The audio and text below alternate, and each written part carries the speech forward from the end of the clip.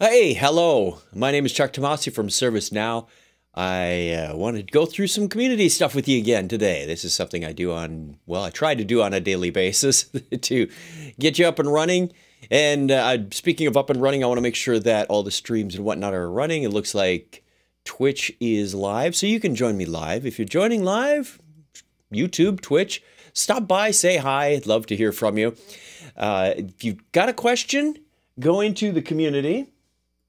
We have a community online at community.servicenow.com. Ask your questions, pose your issues, put them there. I can't guarantee that I will get to them or answer them, but hopefully somebody can. It's a great community, a lot of smart people. I am just doing what I normally do every day, but now I've brought it online to show and share and give you some of the thoughts of what goes on inside my head as I do some of this reverse engineering or digging in and troubleshooting or share best practices. Sometimes you get career advice. You never know what's going to come out of this thing. It's a lot of fun. I do also want to remind you that you can get a free personal developer instance over at developer.servicenow.com. You will see me using mine to dig into some of these during this next hour or so. We'll see how long this goes, how much material I've got, and it varies. There's no set time. But I welcome you. Thanks for watching live. Again, if you're watching live, say hi in YouTube or Twitch, and I'll give you a shout out. I always like to find out where people are from. I do this fairly early in the U.S. It is 6 a.m. in Phoenix, Arizona, and I know that means it's 8 a.m. on the East Coast, and that means it's approximately 1 p.m. in London. Beyond that, I can't figure it out. I do have some clocks in the studio over there that they were synced up at one time to various cities around the world, you know, like the old news channels used to have. This is what time it is in Hawaii, and this is what time it is in New York, and this is what time it is in Hong Kong. These are old hard drive platters that I turned into clocks. I've just got 3 of them. Just one of those nerdy fun things. I'll probably take a picture and post it at some point. So I'm here in Phoenix, Arizona. As I said, I work for ServiceNow. I've been there for about 7.5 years. Actually, later this week will be my 7.5-year anniversary, if that's such a thing. And I was a customer for a couple of years before that. I've got about 35 years of IT experience. So, hello, Sarnesh from India. Wow. Tell me what, let's see, is it 6:30 p.m. in India, which means it is 12.5 hours. That's just about the most opposite side of the world you can get from me. So thank you for joining. Hope this is somewhat informative and maybe mildly entertaining evening for you. So I am going to, let's see, well, throw up the thing in case you're watching this in some other way. Watch me on YouTube at the URL there on there down below. And if you happen to watch on Twitch later, it does archive on Twitch for a couple of weeks. I haven't gone back to see if the original first episode or 2 have rolled off yet, but we'll find out. It has been a couple of weeks. I've been doing this sort of as a grand experiment since the 20th of November, and we'll see how it goes. If you've got questions, let me know. Also, a reminder that you can start signing up. The call for speakers has closed as of December 1st. Friday was the last day for that, but you can still get registered for Knowledge 18. Keep your eye on the page down there, knowledge.servicenow.com, and we will be posting new information as it comes out, as we select speakers, as we line up sessions. CreatorCon is going to be back bigger and better than ever, with lots of stuff for developers and admins, which is largely who I'm talking to on this cast. Also want to remind you that later today, in about 7 hours, maybe you'll be awake in India for, 6:30 p.m. You'd probably be well asleep. We will be doing an episode of Tech Now. That's the one that I started about 5 years ago with Andrew Kincaid. We will be doing a session today with David Slusher and Pradeep. Pradeep will be doing, both of them will be doing Flow Designer from Kingston. Kingston is available on those free developer instances that I pointed out just a little bit ago. They'll be talking about Flow Designer and Integration Hub. It's one of the most exciting and game-changing product or features in the platform in the last several years. So I encourage you to watch that. If not live, watch it later. It will be available on the community. There is a Tech Now episode list. In fact, I have it. My browser remembers it very well. If you just look for Tech Now episode listing, it will bring you to this lovely page. I'm going to make myself smaller so you get out of the way and you can see that. It's got everything back to the first episode in early 2013. So hard to believe. Wow, my color's a bit washed out, but you know what? This isn't about me. It's about the content behind me.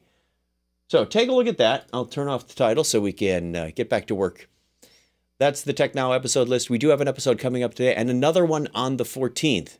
14th is going to be a busy day for me because I not only have an episode of Tech Now, but we also have the Phoenix Developer Meetup. There are developer meetups all around the world. If you're not involved with one, I encourage you to get involved with one or even start one if there's not one in your area. Go to developer.servicenow.com, or you can go to meetup.com and check and just look for ServiceNow Developer Meetup, and it will tell you where they are and when they are. We've got one in Phoenix on the 14th. We've got one in the Bay Area in San Francisco on the 7th. I will be at both of those. There are many, many others. Those are just the two that I'm keeping in my head because I'll be presenting at those. And there is a Denver Snug tomorrow night, sort of a Christmas holiday party. So if you haven't signed up for that, be sure to sign up for the Denver Snug if you're in that area. Enough for the chit chat. Let's get going with some of this stuff. Let's find out what's happening out here. I'm going to start right at the top level. And if I run out of stuff here, I'll quickly check my inbox, see if there's anything new. These are all of the unanswered questions. If it's answered, I really don't need to see it percolate back to the top. And I'm involved. I'm interested in seeing what's new. What are people having questions with? Let's just take this one. When I change a user in a field, display department, if authorized field equals true in user department using script include. Okay, the subject is somewhat long, but let's see what happens. Open that up in another tab. This looks like it is under Service Portal. Let's see what's happening. I've got a nice, lovely picture. When you select user in username field in catalog item, department development in department table authorized approval equals true check-in. I'm not sure what the requirement is here. Then only user-related department display in listed department field. Only user-related department. Okay, so somewhere there's a data relationship that I'm not real clear about that isn't being made clear here. So the first thing I need to understand, and you'll see a lot of this, I talk as I type. So if you're just listening, some people turn this on and put it in the background. And if they hear something interesting, they'll flip over and say, hey, that sounds interesting. Is the relationship between the various data pieces. I assume, which is a crazy thing to do, that user points to sys user and uses the department field from there. What do you mean by, okay, username Chanka department development in department table authorized approver field equals false, then user related department should not display in list. Oh, this sounds like a reference qualifier. Now that I read that example, thank you for the example. You need to add, oh, but you need to find out what the user is. So the department is just going to be a list of fields. Department table, authorized approval fields. Oh, yeah. No, this is a simple one. A reference qualifier.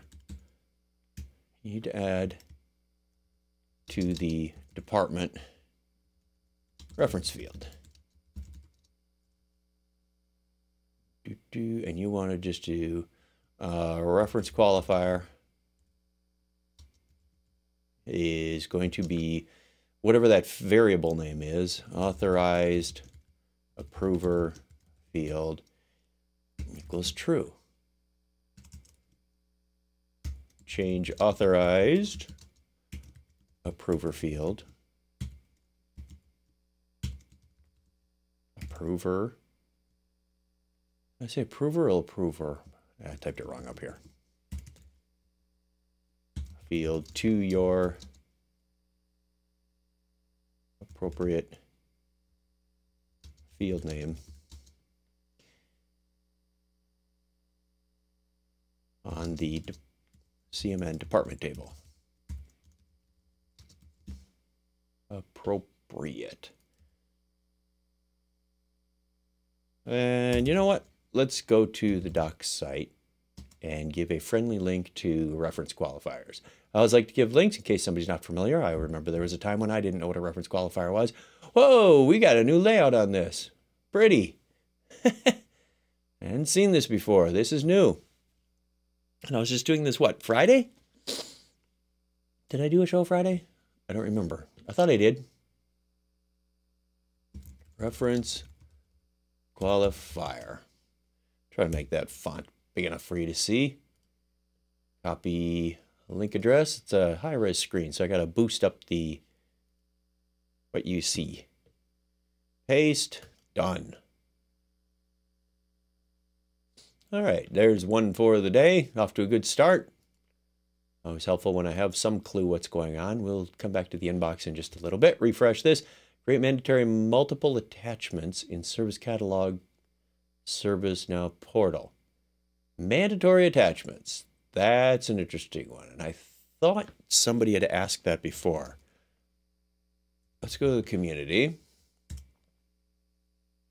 and do a quick search for mandatory attachments. It's not a feature that we normally have. I mean, it's not available out of the box.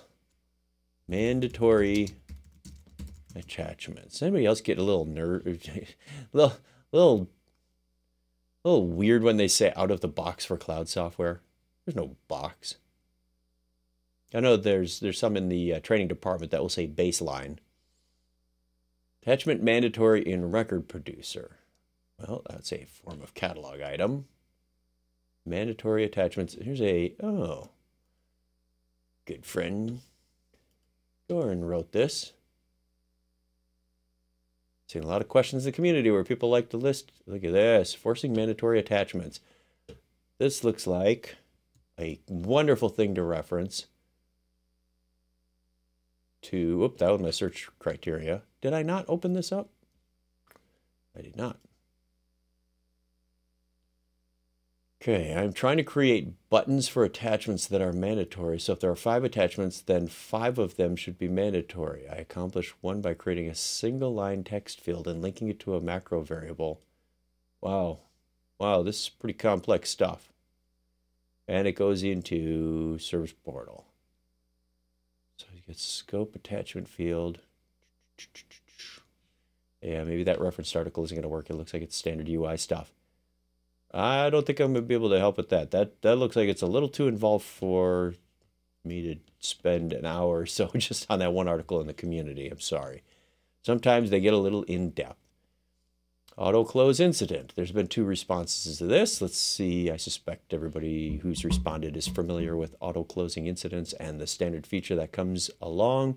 But maybe the requirement is something different. How can I auto close an incident with 7 days of time after resolve? Well, you change the property. Looky there, Just Ball got it right on the nose. Within a minute or so of it being open, I suspect, yeah, a couple of minutes. It was open at 5:47. It was responded to at 5:51. Good job. This can help your problem. Yeah. Change 7 days, work automatically. Yeah, you don't want to change the code. That's what properties are for. Properties change the behavior of your application. If you haven't dealt with properties before, you are in for a treat. Not only can you change the way that the system behaves with various property pages, but you can, as you create custom applications, you can create your own properties and change those as well to change the behavior. So if you want to remind somebody, say 24 hours ahead of time, you can put a property that says 24. Or somebody comes along later and says, no, we need to change that to 8. You don't have to refactor all your code and find out, where did I put all the 24s? So use properties instead of magic numbers in your code. Make your code data-driven. Let's see, unable to edit package name. I saw this one earlier, and I didn't understand. The subject has got me curious. Help on script includes. Let's take a look at that one, too. I love script includes. This one's already got 4 responses, but I'll take a look anyway. In the IT applications table, I am unable to edit the package name field. What can be done? IT applications table. Let's find out. Here is my developer instance. I don't see an IT applications table. What is the table name? I may just not have the right plugin or something installed. Might be a table they created. I start the. What is the table name?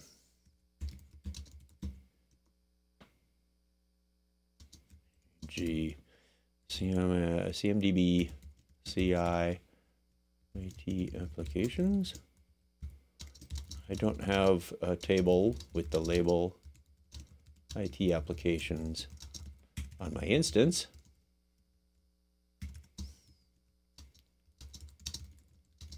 I thought I would ask. Have you checked the dictionary entry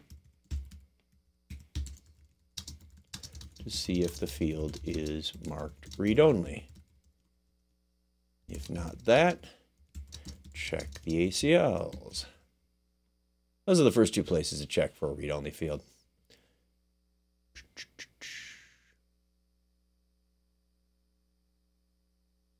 Yeah, live coding happy hour they did 2 weeks ago. They started Flow Designer and Integration Hub. They did a little bit more on Friday, this past Friday. And Josh and Dave are doing a really good job. We're going to be talking about it a little bit, not so much from an implementation. Actually, yeah, Dave and Pradeep will be going into some development. I know that not everybody who watches Tech Now also watches Flow Designer, and we'll have a little bit different information on there because live coding happy hour, we set out with an objective and try to accomplish that objective. This one's going to be a little more prescriptive in terms of what we're discussing, how we discuss it. Make sure we hit all the relevant bullet points for Flow Designer and Integration Hub. Some things we may miss when we're just saying, here's what I want to accomplish, let's go do that.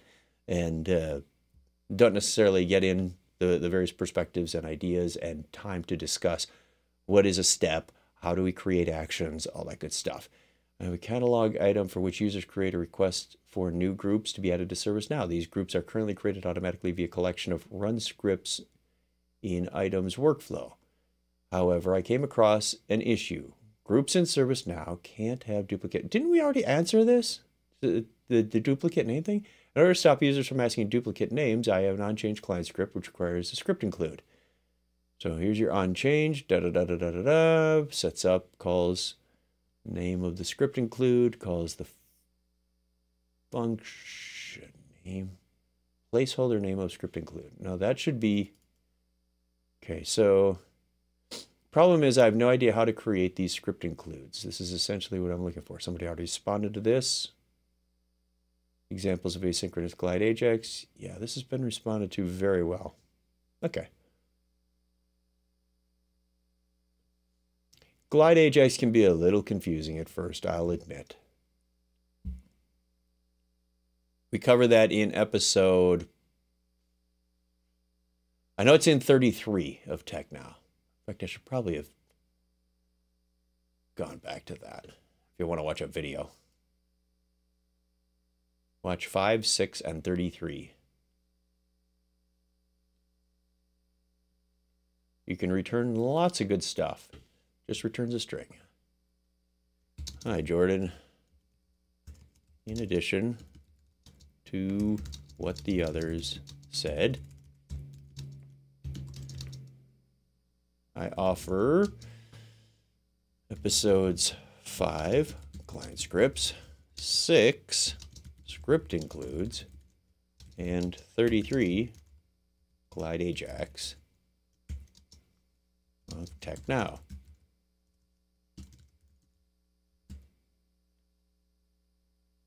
There we go. I always like to help. Try to contribute. Anything new up on top?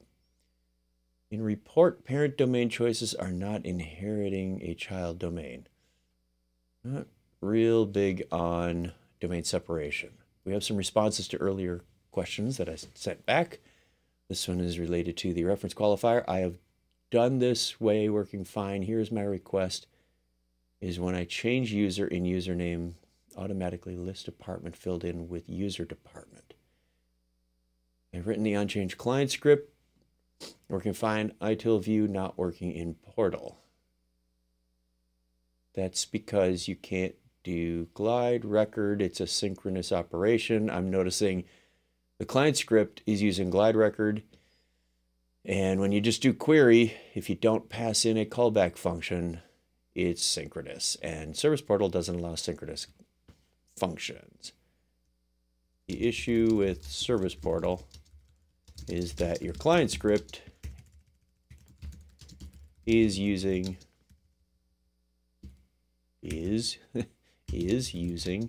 synchronous glide record operations. Service Portal does not allow synchronous operations. Recommend doing this with either a callback function in the query method or rewrite it using glide Ajax.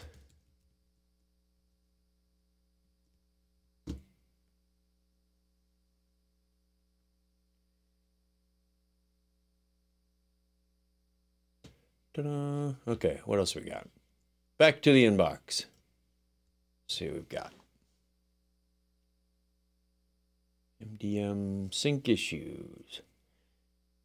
MDM. I didn't know we support any MDM. In ITSM, interesting place for it. Oh, they might be talking to an MDM. Mobile devices sync between Mobile Iron Core and Production ServiceNow. We are getting different results while running the same query on Core and ServiceNow.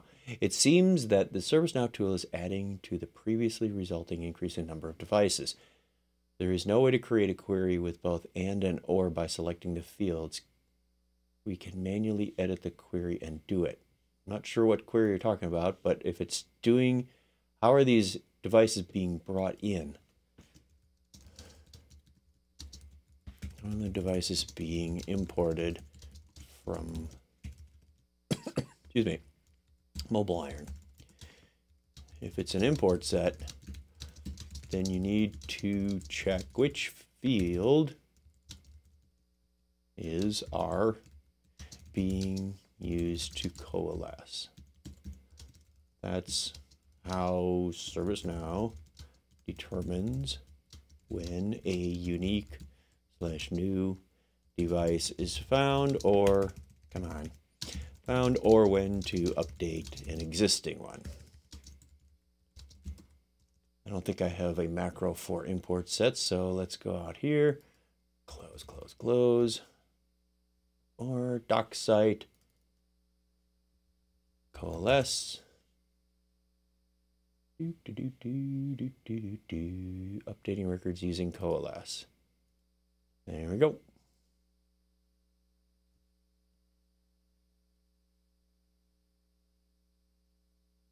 Information's got to get in the system somehow. Let's see where that discussion leads us. Okay, multiple input field. We were doing a UI page. This is a discussion from about last week. Okay, they were doing a UI page and they've got an input field and want to know how they can access that in the processing script. And yes, we tried this too. It works well on HTML input types, but not.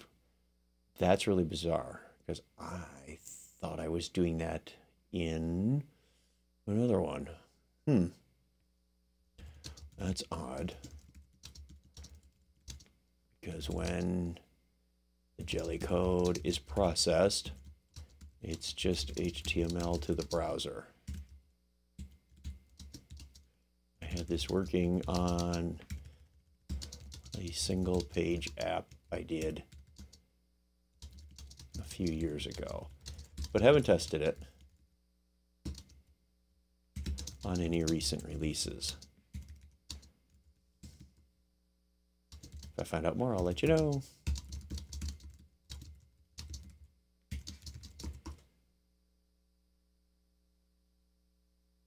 All right. Bummer. Should just be able to, whatever the name is, it gets assigned and the processing script can find it just as this field, whatever this field is. Oh, I got a helpful. Thank you very much. From 42 minutes ago, REST Web Services, Ringrom.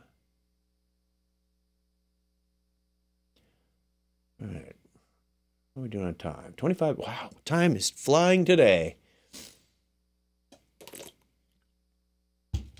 Either I am a really slow person or it just goes really fast when you're having fun. Okay, that was 42 minutes ago. Helpful, helpful, helpful. Nice. Who opened this originally? Sriram did. How to query multiple tables. This is an interesting one. You can make use of filters to get the query you need. ServiceNow provides an option like show related fields in the filter option. How does that help doing a REST query? Interesting. Okay, let's see what Sri comes back with on that. Make attachment view only once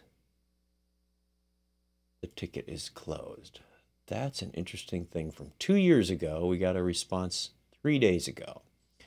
We are on Jakarta and would like to do the opposite. We would like certain roles to be able to delete attachments after close. I've modified the client script, hide attachment link when closed, adding an or statement to allow users of the given role to be able to modify attachments. I would like for admin, but not the other role specified. I know the syntax is correct, but doesn't allow the non-admin role to modify after close. I've even inactivated the client script, but it still doesn't work for the non-admin role. Don't have any ideas on that one, Susan. It might be helpful to post that as a new thread rather than burying it into something that's 2 years old. You'll get more eyes on it, some fresh perspectives, and who knows, maybe there's some new APIs that I don't know about that might help with that. Let's see. See if anything new came up. We'll go back to the inbox. Nothing new here. The other thing that we can try is see what's in the unreplied section. Maybe something interesting came up last night or over the weekend that I didn't notice. Okay, report domain, mandatory attachments, saw that. JavaScript type $ is not a function when using $field name for accessing field ID. That sounds like a jQuery thing. There is any key knowledge base or recommendation, I thought that meant keyboard at first, a recommendation available in relation to polling or auto refresh. Let's see what that's all about. How to filter tasks based on manager. Find out. ACL not working in service portal, but working without portal. Service catalog, hidden checkboxes. Well, that's interesting too. That might just be a server script that's getting the wrong stuff, or using glide records to glide records secure. Let's take a look. Service catalog, hidden checkboxes on catalog item form are visible in approval summarizer. That's because the approval summarizer doesn't honor UI policies and checkboxes. How we can show service portal link page like www.abc.com instead of abc/sp? That's a good question. Make service catalog description visible. Okay, I think I've got enough to work on for now, but I'm just seeing if there's anything else that might have gotten in last night that could be helpful in just a few seconds. Session timeout control for public pages. How to access a glide list in UI pages processing script. That sounds like very similar to what we had before. Help with session variables in Jakarta portal. List view is not editable in UI page after Jakarta upgrade on IE browser. Best practice for different data source, JDBC. How much of a culture shift is it for organizations to transition to enterprise project management within ServiceNow? How does ServiceNow handle work for large task-heavy projects? Sounds like project management. Okay, enough of the unreplied. Let's go back to unanswered, see if there's anything new there. Oh, not answered and endorsed. Just wondering why everything suddenly turned green. Do a quick refresh, just in case that was a client-side filter. JavaScript error, $easy. I am getting JavaScript type error, $ is not a function in browser console whenever I am trying to access a variable type macro on catalog item through catalog client script using $field name. I have not accessed variables out of macros before. That is an interesting thing. I'm going to follow that in case somebody does answer that so I can learn something from it. Put that in my inbox. We'll see what happens. It was only asked about an hour and a half ago, so maybe we'll get some response to that. Is there a knowledge base or recommendation available in relation to polling or auto refresh? The team started working on the auto refresh feature this sprint. The feature will poll Service Central once every minute while user is viewing an incident on their mobile device or browser. Eventually, I think we will need a scalable solution for this that leverages push. However, for now, I think polling is the only option that will meet our timelines. Below are my estimations for the load. 10, 34, 75, 85, dash estimates 8 users per company. Therefore, that's 680. 1 incident per week per customer. Oh, nice that they're thinking this all out and doing the math. Requirement 1 minute auto refresh rate. 0.506 requests per minute average load. So they're looking for a recommendation. Could you provide your view on whether these assumptions seem reasonable and whether you see any issues with this load in the short term?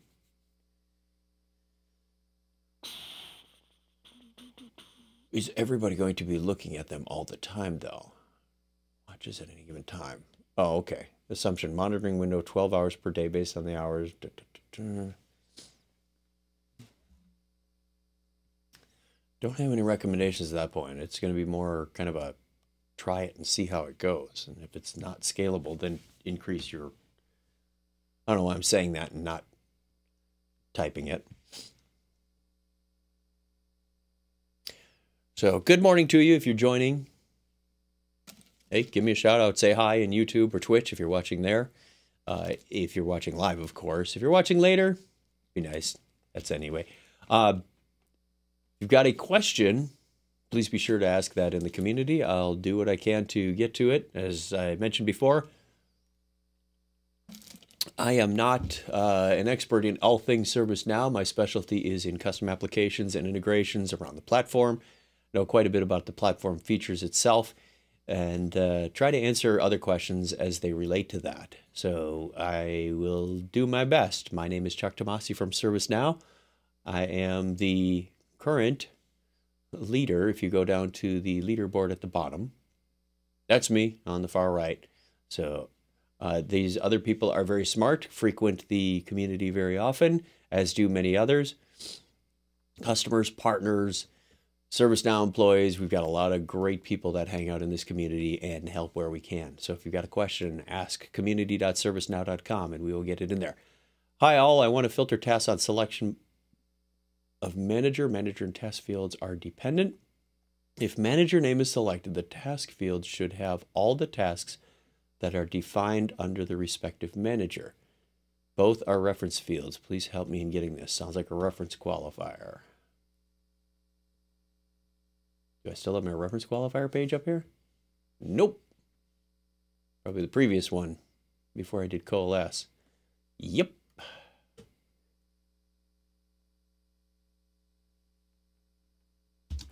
Avinash.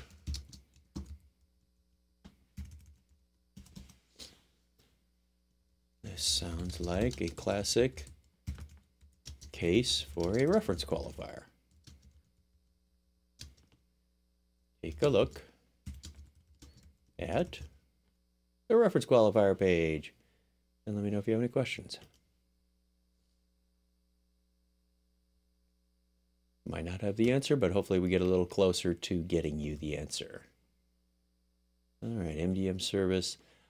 As for tomorrow's show, don't know if I am going to be able to do that. I'm going to try, but I have an early flight and I need to get to the airport.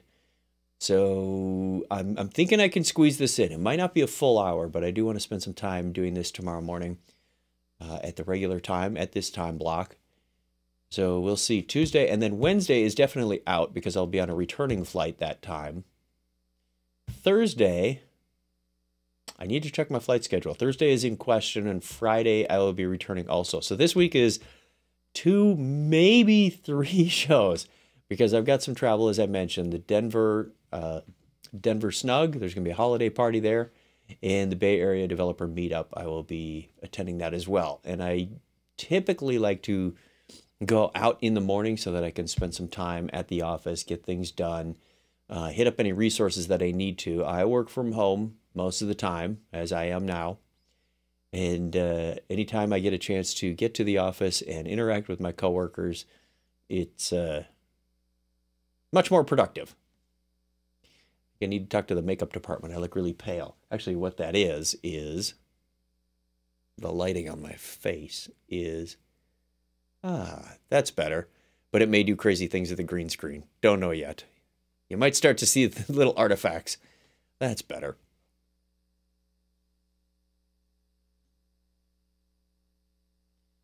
Always the lighting, isn't it? All right, just a quick check. No, the lighting on the green screen is doing pretty good. I can check on the video machine. Video machine is chugging away. I really want a new video machine for Christmas. We'll see if that happens.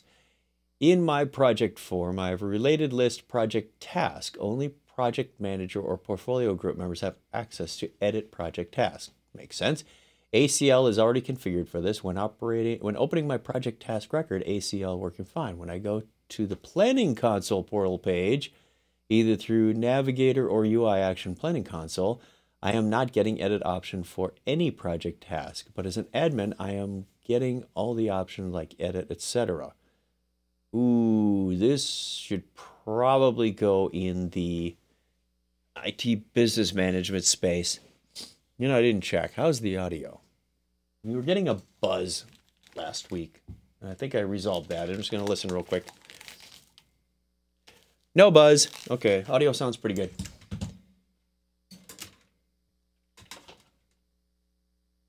Just like to double check every once in a while. Make sure everybody's okay. You're not listening to garbage. I always strive for the highest quality, or as high as we can get it. That one I am going to have to let go because it's very project management specific using the planning console page, and I am not that familiar with ServiceNow ITBM products. Service catalog, hidden checkboxes on catalog form. I'm working on a business. I already looked at this one from the subject. Suppose I have selected a condition where checkbox shall be invisible, and I submit the order. It goes to approval request. Now the approval summarizer on approval form, this checkbox is still visible. This is happening only with checkbox as it takes the value as false and displays an approval summarizer. Please help me. I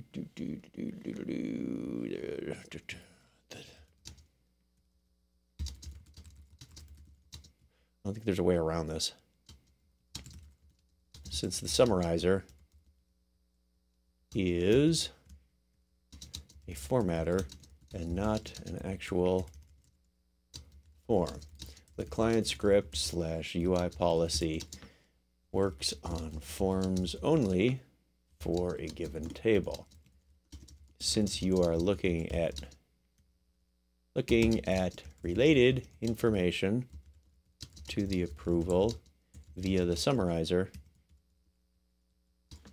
client scripts and UI policies for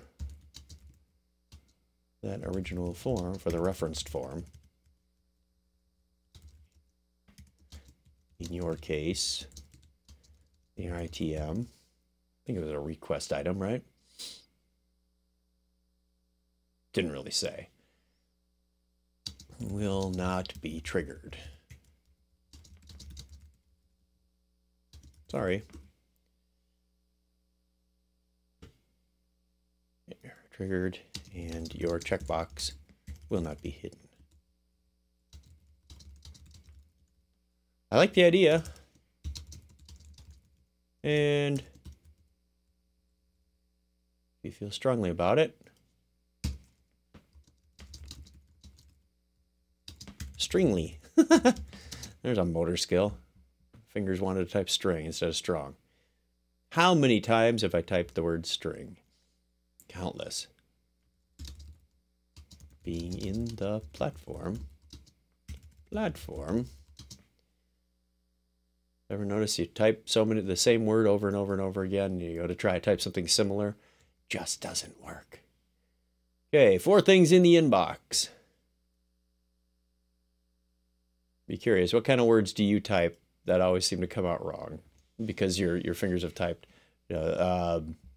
Integer is another word that I can type integer really fast, but I can't type words close to integer without typing integer first. Or the other one is my last name is Tomasi. I can't spell tomato without first spelling my last name, Tomasi. Comes out as Tomasi, backspace, T-O. The dollar error. Lars has responded. You need to use gform get value field name. Is that going to work in a client script for the field name on a macro? We're going to find out. This is why I followed this one. I don't know the answer, but I do want to follow it and learn. So you can do that. It's kind of like subscribing. Just as an FYI, this community software will be going away soon. I don't have a definite timeline. I had heard January, February timeframe, we'll be switching over to the ServiceNow community product. It's going to be an interesting transition because I won't have this inbox thing to reflect upon. So when somebody replies, I'll get an email and I'll have to work out of my work mailbox, which could be interesting if I want to do this live, what you might see in my inbox, or I'll have to set up a special folder where all those things go and work out of there. I'm not really sure. Have to give it a day or two and try it. It also may mean that I respond a little slower because I don't have an instant icon up here on the browser bar. I'll be flipping between 2 different applications rather than 2 different tabs. So we've asked very strongly to see if we can get that into a future release, some sort of inbox formatting. So in reference preview layout for extended tables. Thanks, Chuck, for taking the time to respond. I went ahead and opened a high ticket. What they were seeing is the task field on one of the records is a reference to the task table, and they'd put in an incident, for example, and see the generic task form view, the sys pop-up when they'd hover over the info icon. And say, well, that's not right. It should be the incident form layout. If they changed it to a change, it would still be task instead of change. So I was unable to reproduce that. I did go in, I think it was on Friday, and try that out, and I was unable to get that to reproduce. So I'm steering them over to support. Part of why the community exists is incident deflection for support. Response to one of our earlier shows this year on automated test framework. Lots of questions on automated test framework. Okay. Hi, Dave. I'm attempting this method in a record producer that has 2 required date fields. Unfortunately, these 2 fields are failing when I run the test. Following fields contain invalid text. Time to grant access.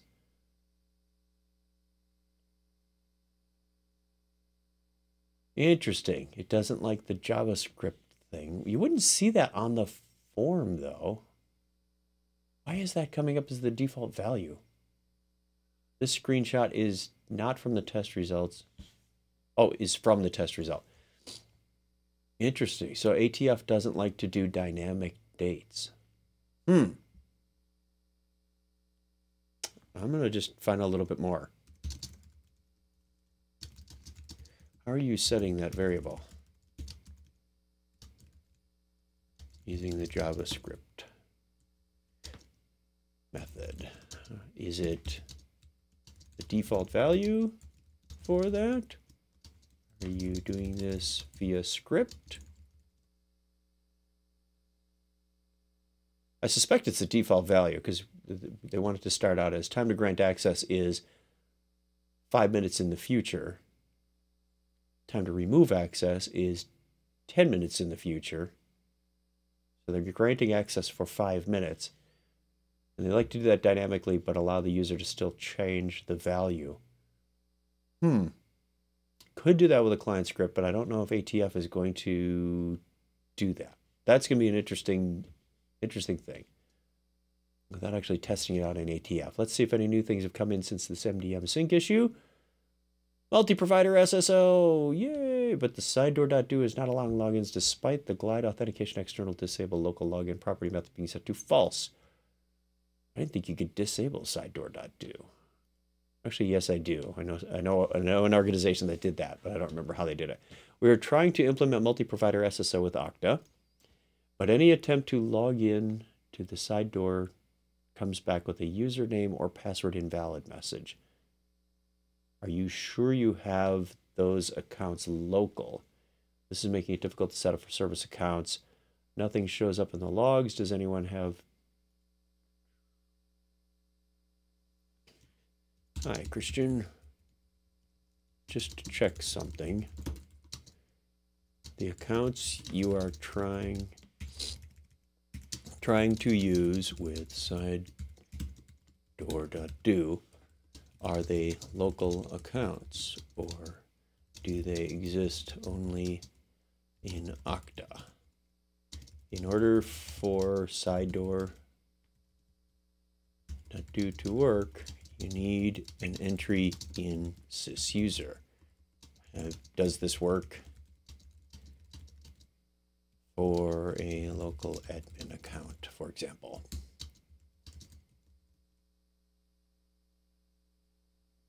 Major guess there.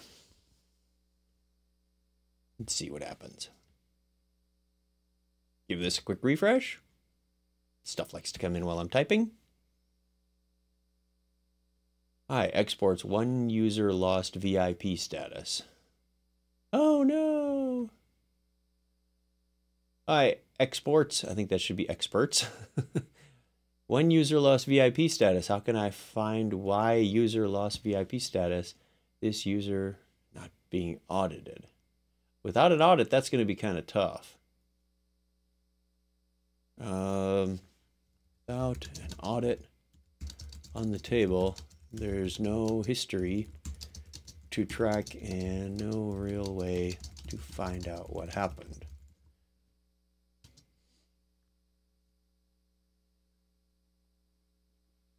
It's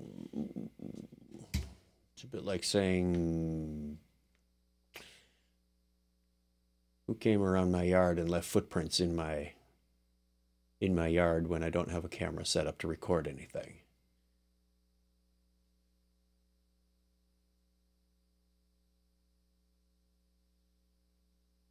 Do you know approximately when it happened? You might be able to find something in the event log. Event log of who was looking at the sysuser records at that time. It's as close as I can guess. Anytime you pull up a form or a list, you might find out who was doing that. Okay.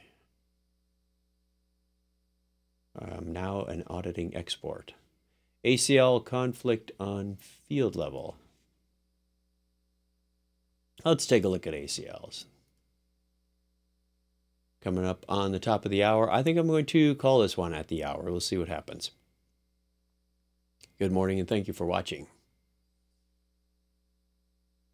Hi all, if we have two ACLs on a field level, one is giving the access and the other revoking the access, which ACL will affect at last as a result and why? Anytime you've got one that's granting and one that's declining, the one that's granting always wins. In my testing and giving right access in all cases, but I am not finding any cause for this behavior. Once you've granted access to something, it's tough to take it away unless you revoke it. Let me take a little closer look at the details. It did include screenshots, thank goodness. One is on incident assignment group and says ITIL has write access, pretty straightforward, and the category has to be software. The other one says incident assignment group, ITIL has write access, and the category is software. I'm not seeing the opposite. This looks like the same screenshot almost. It looks like very much the same screenshot. One is giving the access and the other is revoking the access. Oh, one is category is software and one is category is not software. Okay, so once you grant access for read, write, etc., Any other ACLs on the same table field are basically ignored.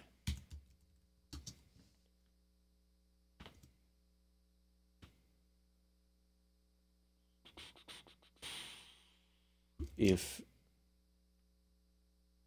say, task dot assignment group allowed access and incident dot assignment group declined it, then you would be overriding the ACL on task with the one on incident. But since these are both on incident.assignment group, I think I'd learn how to spell incident by now. Incident assignment group,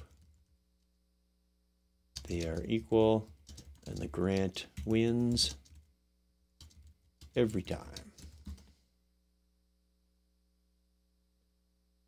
That was a lot of typing. All right. Debug security rules if you want to find out. I should have put that in there. ServiceNow Jakarta, how to remove automatically ITIL role from users not logged in since 30 days. How about a scheduled job? Currently working on Jakarta, and I would like to know how I can remove automatically the ITIL role from users not logged in since 30 days. All ITIL users are inherited by a specific group. If we remove user from this group, user lost the ITIL role. That I need a notification mail.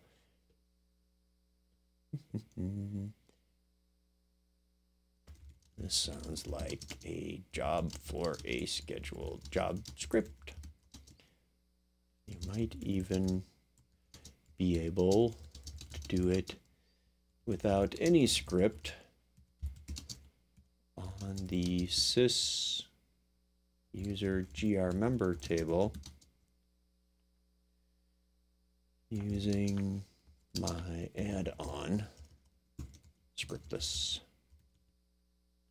I've seen so many things where people look for a certain amount of records and want to take action on those records on a scheduled basis that I wrote this a little over a year ago to allow you to do scheduled jobs, such as if an approval has been sitting around for 7 days, send a reminder, or if an approval has been sitting around for 7 days, cancel it.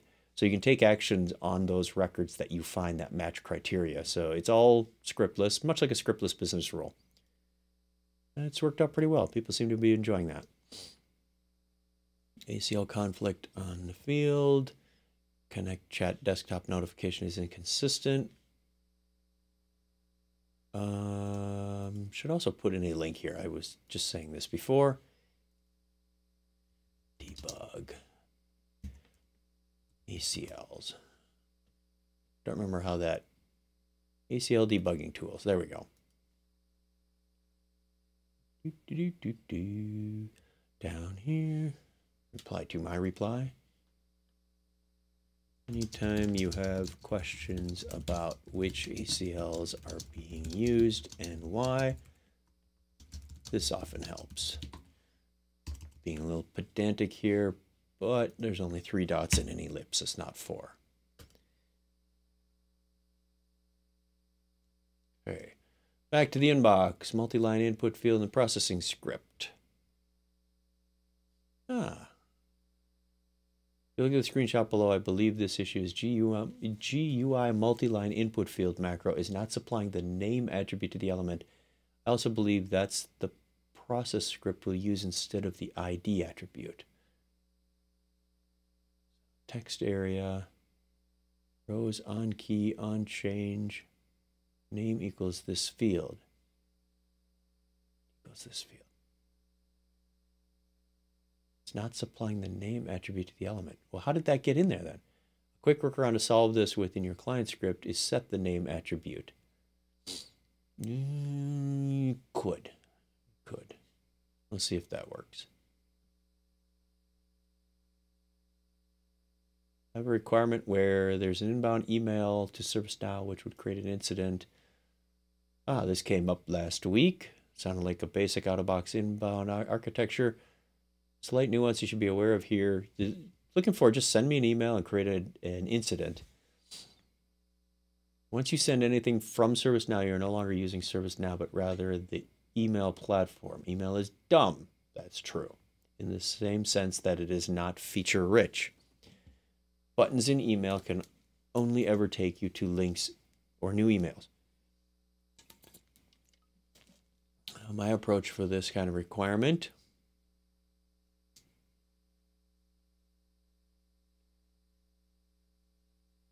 Thanks, Robert. Could you please help with the code? That's a lot of requirements. All right, I'm going to let that one go. Somebody else has that one. Good on them. Real quick check here as we approach the top of the hour, see what's new. Script include help, ServiceNow Jakarta. How to create multiple RITM from list collector values. That would be a script. All right. I am having sysids in client scripts and catalog client scripts and need to remove them in scripts to follow best practices. I was creating display business rule and setting the property from sys properties and using it in client script. As there are many scripts with the same issue, I need to create a script include so that I can pass a property and return sysid for all client scripts and catalog client scripts. Okay. I don't know that that's going to save you any time. Yeah, I don't.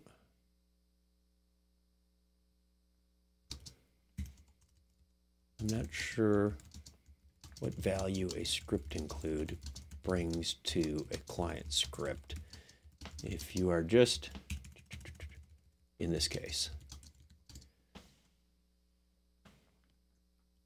if you are using a display business rule to set a GScratchPad property, example, GScratchPad assignment group ID equals gs.getProperty, oops, my default assignment group.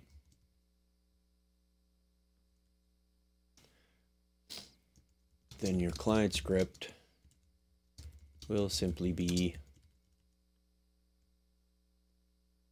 gform, what did he call it? Gform assignment group. Gform.setValue assignment group. GScratchPad assignment group ID. What else? You know what? I don't like that answer because the set value when you're doing a reference field like assignment group, you're giving it a sysid. It's just going to go running to the server and say, well, I don't have a display value. Give me a display value for that. We can make this a lot cleaner by doing something like, you'd be better off using a glide Ajax call to the server. And in the associated script include, use gs.getProperty to retrieve the assignment group sysid and display value. If you don't provide the client script with the display value to be used in gform.setValue, then the client script is just going to turn around and do another server call to get that. Not efficient at all. On the other hand, if you write the glide Ajax call you can return, hey, it's 7 o'clock, the sysid from the property and display value from a quick lookup in the script include a glide record query.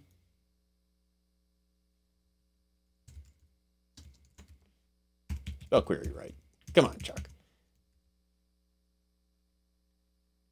And return both to the client script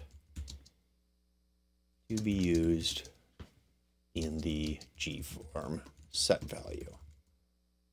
Okay. These should help. Episodes set up before. That's why I made these episodes. They come up a lot. 5, 6, and 33 of Tech Now.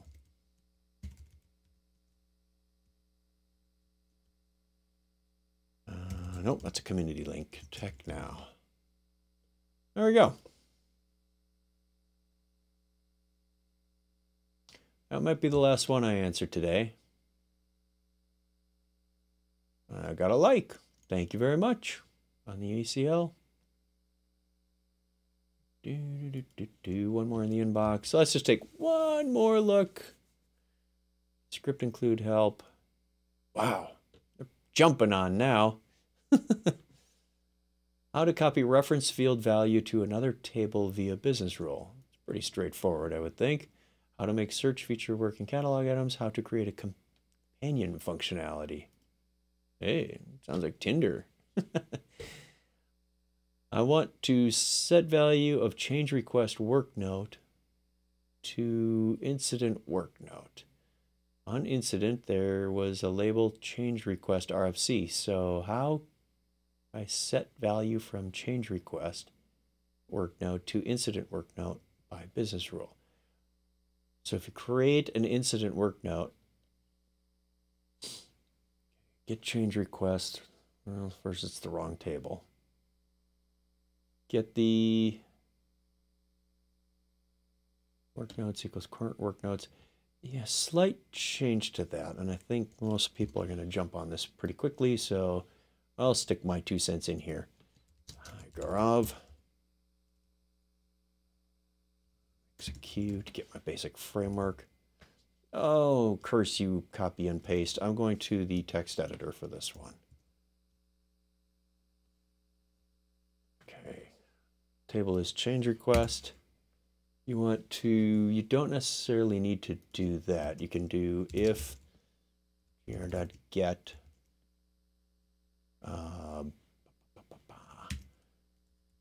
current.rfc. That's the sysid of the change request from the current incident record. Then you need to retrieve the latest work notes. This will be done in an after rule, by the way.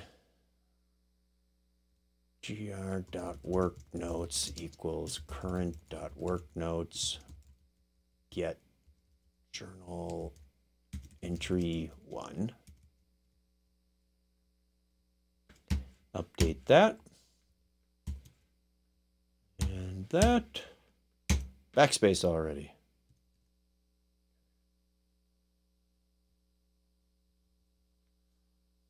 As soon as you paste, this thing goes insane.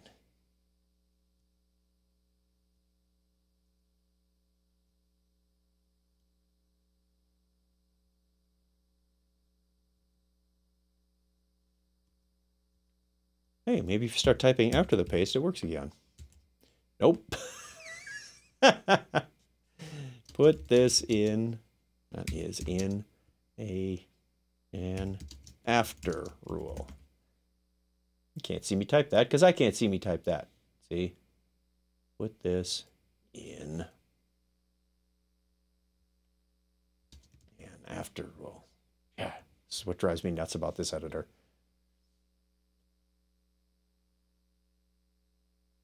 See how that goes. Okay, I think I'm going to call it there. It's been a fun time. One more thing in the inbox. Multi-provider SSO. Let's see what the answer was to that. Thanks for replying. Yes, the accounts exist in sysuser table. No, not even the admin User can log in via sidedoor.do. It errors out with the same error. Interesting. Okay. I'm going to hold back and see what happens on that one. Multi-line input field for processing script. Chris Burks was asking about this in his UI page, how to get access to the fields from one of the built-in. Here's a simple demo multi-line input field issue quick fix. Well, let's see. See what's been going on here.